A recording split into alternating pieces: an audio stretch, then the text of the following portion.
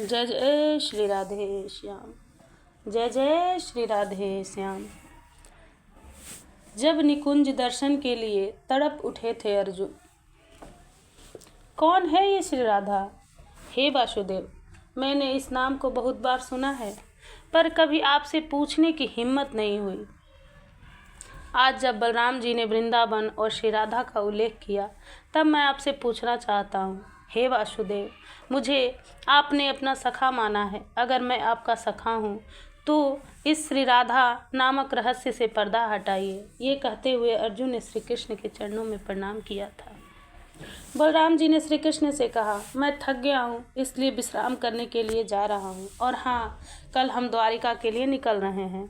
बलराम जी ने कहा और अपने अतिथि कक्ष में जाकर विश्राम करने लगे थे।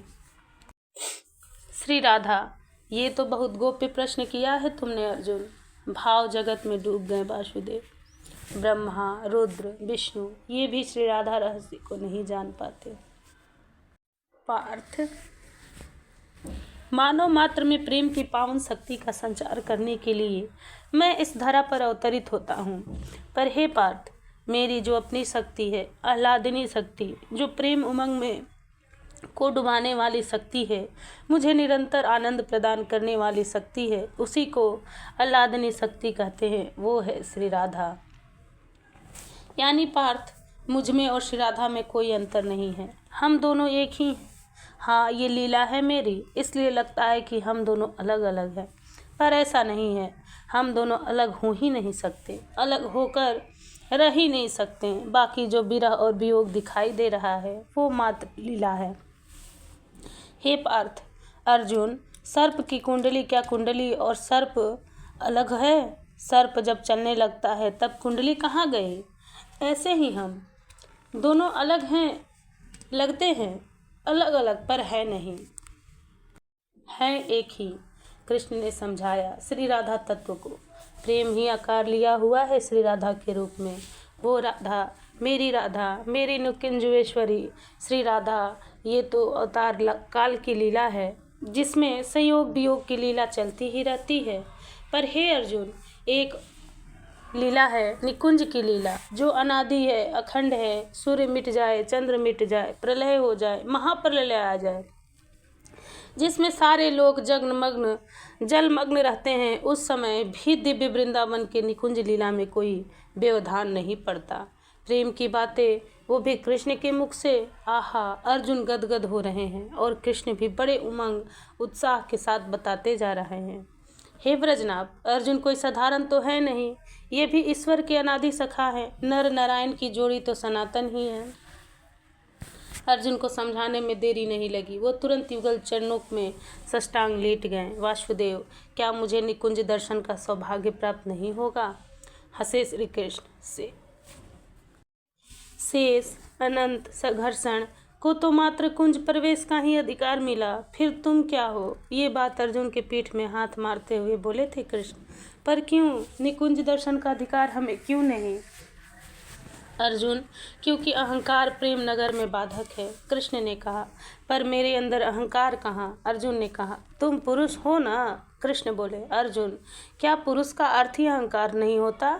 फिर अहंकार को ढोकर प्रेम नगरी में जाओगे? जा ही नहीं पाओगे।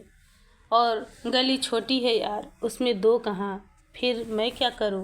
क्या मुझे दर्शन नहीं होंगे उस दिव्य निकुंज के? फिर चरणों में गिर गए अर्जुन। आप चाहे तो कुछ भी कर सकते हैं, कीजिए ना। पर कुछ नहीं बोले श्री कृष्ण। अर्जुन प्रार्थना करते रहे, अर्जुन तुम भी चलो हमारे साथ। हस्तिनापुर से विदा हो रहे थे कृष्ण बलराम द्वारिका के लिए, पर चलते समय अर्जुन को पूछा था, नहीं, पूछा नहीं था, आदेश था।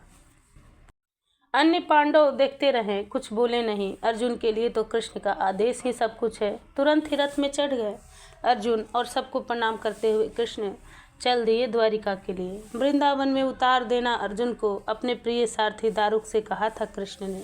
पर क्यों वृंदावन में अर्जुन क्यों जाएगा? बलराम बड़े होने का रौब दिखाते ही हैं।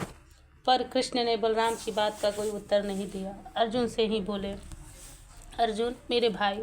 कंधे में हाथ रखा कृष्ण ने अर्जुन की और बड़े प्रेम से बोले, हम द्वारिका चले जाएंगे, पर अब वृंदावन आने वाला है, तुम्हें वहां उतरना है। हे गोविंद, मुझे निकुंज के दर्शन होंगे ना?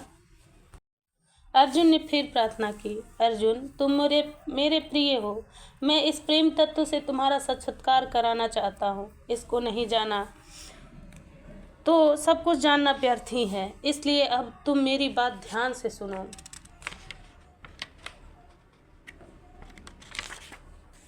रथ रुका, वृंदावन की सीमा में ही रथ रुका था। कृष्ण ने हाथ जोड़कर प्रणाम किया उस दिशा को जिस दिशा में बरसाना था।